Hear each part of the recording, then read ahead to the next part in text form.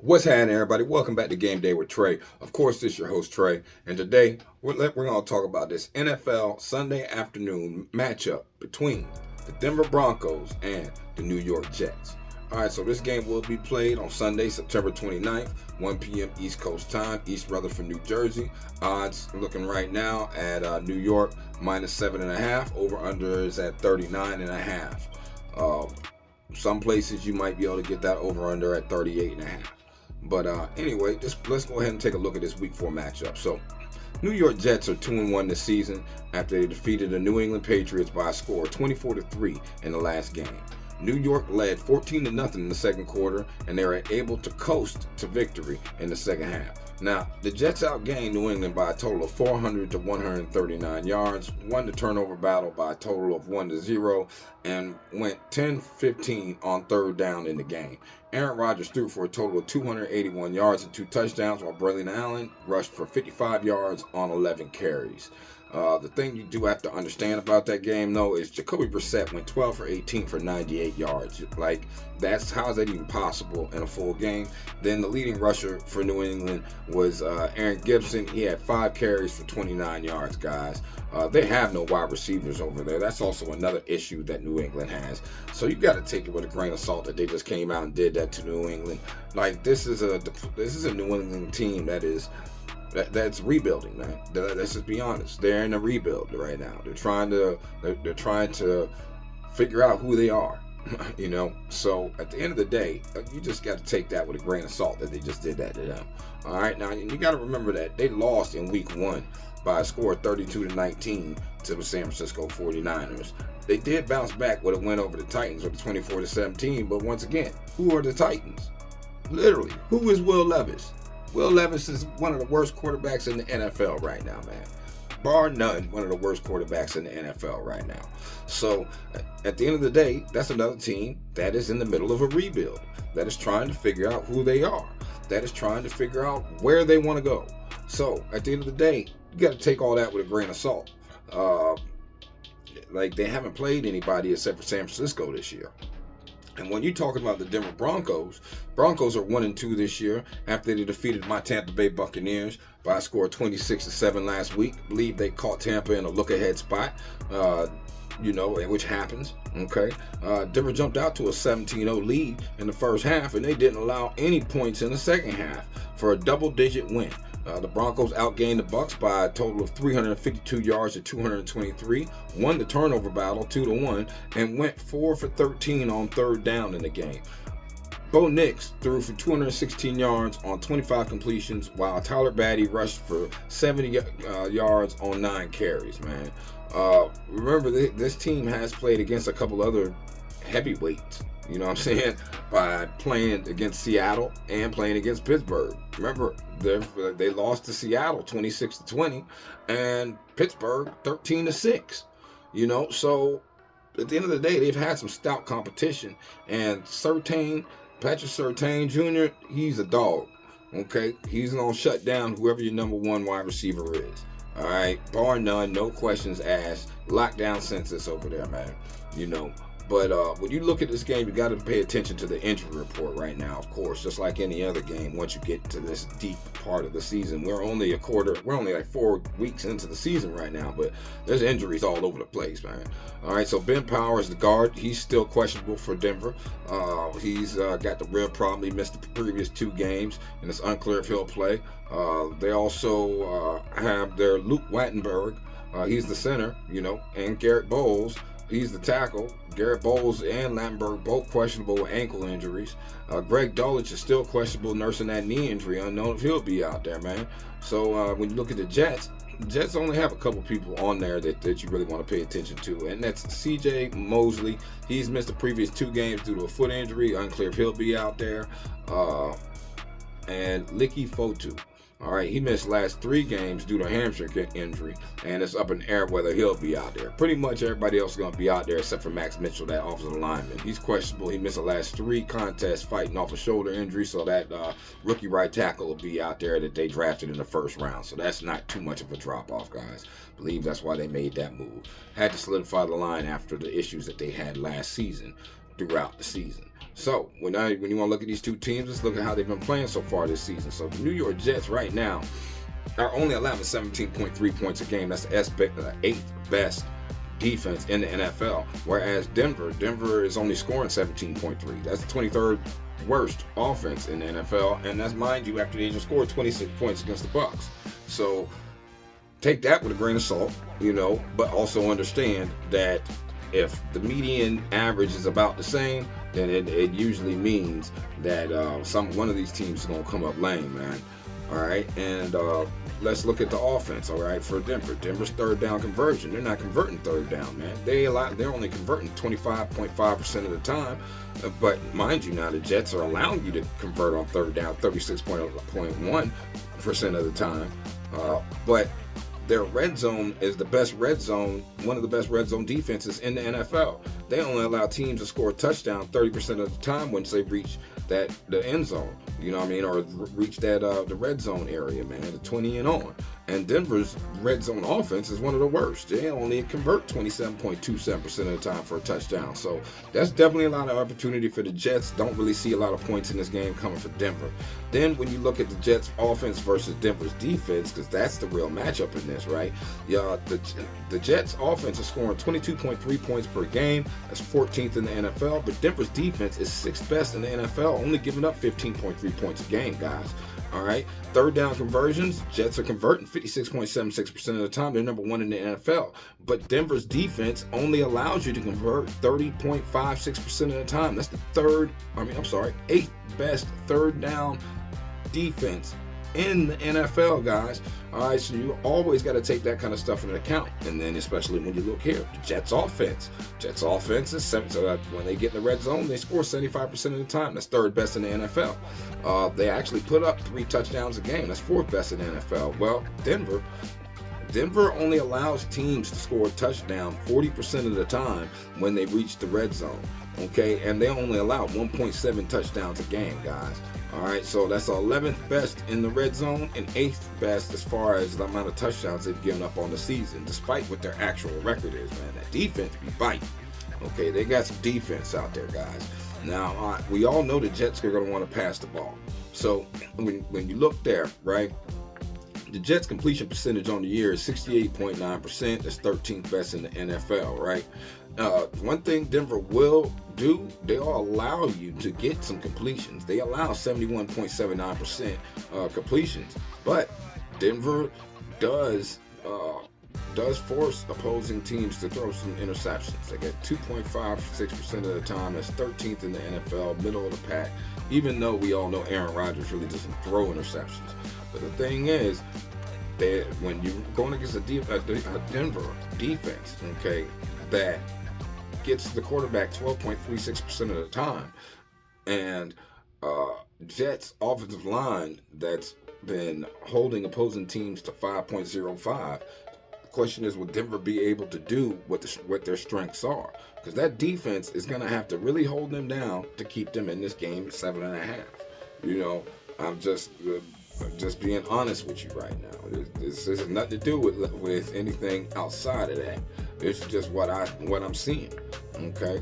Now in the next in the last 3 games, okay, we know what they've averaged. But what about as far as away and home?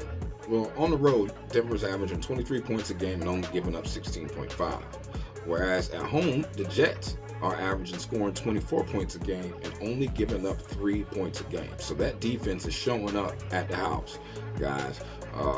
They are really coming out there and holding people accountable as far as we playing in our house and we gonna hold it down over here in EastRutherford. Just saying. So when you look over here at the situational trends and how they've been doing so far this season, we know Denver's 1-2 on the season and the Jets are 2-1 on the season straight up. All right, as an underdog, Denver's been an underdog in every game, so they're 1-2 as an underdog. And as a home favorite, the Jets are 1-0 so far this year. All right, now when you look against the spread, Denver's 2-1 against the spread, and so are the Jets. The Jets are 2-1 as well. Now, as a home favorite, the Jets are 1-0 against the spread, whereas an away underdog, Denver is 2-0 against the spread, guys. So they are showing up and covering the spread. Just saying, you got to take that for what you will. All right. Then when you look over here, as far as overs and unders concerned, the Jets have played 1 over, 1 under, and 1 push thus far. All right. And Denver's played 1 over and 2 unders this year. When the Jets were the home favorite, it went under. And when Denver is the away underdog, it's 1 to the over and 1 to the under. So take that information with what you can do with it, man. You know. When you're looking at these two teams, man, you have to understand how they played in the last 10 times that they've been out there on the field. Of course, that goes back to last season, but if you're looking at it, Denver is 4-6 straight up, 5-5 against the spread, and 5 to the over and 5 to the under in their last 10 games. When they play a game on the road so far this season, we already know how that's squared up. So let's look at the Jets. The Jets is 5-5 in their last 10, 4 to the over, 6 to the under. 5 to the over, 4 to the under with 1 push. Okay, as far as over/under is concerned, and 4-6 against the spread in their last 10 games, guys. Remember, they've only played 1 real team yet. Like Denver, we got to see if Denver's even at the level of Tennessee and New England, which I think their defense is better than Tennessee's and New England's. But like, are they equipped to be able to withstand the onslaught that is going to come from the New York Jets? I mean, it's just looking at it for what it is. We're talking about Bo Nix versus Aaron Rodgers. All right. Now, when we look at how Denver and the Jets have matched up so far in the last 10 times head-to-head, Denver runs this 6-4. All right. Although in 2023 and in 2022, the Jets did beat Denver. All right, 16-9 in 2022 and 31-21 last year, guys. All right, the Jets covered both of those times, and it went over and under, and those were both in Denver. Okay, so there is a recipe for the Jets to be able to beat this team. Okay, it's already been laid out. They just got to follow the recipe. People got to show up, and we all know that in the next spots that these teams are coming out here on the field. Like the Jets have Minnesota next, then they have Buffalo, and they have Pittsburgh. So they got to go ahead and try to do what they can do right now, because they got a murderer's row coming up next. And then when you're looking over here at Denver's got Vegas, the Chargers, and Nolans, man. So, you know, not too much to look ahead for, but they're not a team who needs to be looking ahead at anything anyway. They need to concentrate on where they are currently, guys. All right, so when you're looking at these two teams, you always got to understand some of the trends that's going on. And just to give you some stuff, man, Denver Broncos have covered the first quarter spread in 16 of their last 20 games, whereas the New York Jets have hit the money line in 11 of their last 20 games. Denver Broncos have hit the first quarter money line in 13 of their last 20 games, and the New York Jets have hit the third quarter money line in 5 of their last 8 games at home. When you're talking about Denver has hit the first half money line in 13 of their last 20 games, and the Jets have covered the third quarter spread in 6 of their last 8 home games. Denver Broncos have hit the fourth quarter money line in 10 of their last 17 games, and the New York Jets have covered the fourth quarter spread in 11 of their last 18 games, guys. Denver Broncos have also hit the money line in 12 of their last 20 games, and the New York Jets have hit the third quarter game total under in 6 of their last 8 games at home. All right, so which way am I leaning? Who's going to do what? And this is why the Jets will beat the Broncos, all right? Broncos have lost each of their last 10 road games before a division game. The Jets have won 5 of their last 6 games at MetLife following a division win. The Broncos have failed to cover the spread in 7 of their last 8 road games following a win. The Jets have covered the spread in 4 of their last 5 games at MetLife Stadium following a division win. The Jets have won the first half in 7 of their last 8 September games as home favorites against AFC opponents, and the Jets have scored the first touchdown in each of their last 4 games as favorites following a win. The Broncos have also lost the first quarter in each of their last 4 September road games against AFC opponents, man. And each of the Jets' last 7 Week 4 games have gone over the total points line, although 6 of the Broncos' last 7 games played on the East Coast have gone under the total points line, man. We all know to look out for Breece Hall, who has scored at least 1 touchdown in each of the Jets' last 6 games. We also know that we can count on Aaron Rodgers to come out and, try to pass for over 281 in this game. He's done it 5 of the last 6 September games as home favorites against AFC opponents, man. And if you're looking towards the Broncos for anything, I would say Cortland Sutton, who has scored a touchdown in 5 of the Broncos' last 6 road games against AFC opponents. I think that would probably be a good one. Javonte Williams recording 24-plus receiving yards in each of the Broncos' last 5 games as underdogs against AFC opponents. I think that would be a good one to look towards as well. We all know the Jets ranked first in the NFL in third down percentage, as I told you before, and the Jets are tied for first in the fourth quarter opponent points per game, at only allowing 2 points a game at that point, man. Broncos do rank second in the NFL in passing yards allowed, only allowing 133.3 yards this season. So Garrett Wilson will be on lockdown. I would take the under in his player prop, and just to take a glance at it, so it would be at receiving yards. Let's look. Garrett Wilson. His over-under is at 54.5. You can get that minus 115. I believe that's gonna happen. It's gonna be under the 54.5. He's not gonna get off on Patrick Surtain Jr. That's not happening, man. So the Jets have won 2 in a row, all right, and they'll look to carry the momentum from the last week's blowout win over the Patriots into the matchup. Aaron Rodgers continues to get better as he sees more snaps this season, and they've scored 24 points in the last 2 games. Denver did get their victory last week against Tampa, man, but I think Bo Nix is going to struggle in this game, and I also think that last week Tampa was kind of looking ahead, all right, to their matchup against the Eagles this week. I expect this to be a lower scoring game, but I like the Jets to put this away in the second half. I think the Jets will cover the 7.5, but I'm rocking with them. If I play it would be probably buying some points, man, because the points are going up right now. Oh, points went up, -8. See? Yeah. So 7.5, I'll probably rock with if you can still find that, or if you want to buy it down, you can buy it down. I do, however, like the total points too as well. I like the Jets. I mean, not the Jets. I like the Broncos total points. I think it might go under the 16.5 total points. I think that could happen. I think the Jets could go out there and play the defense that I know they can play.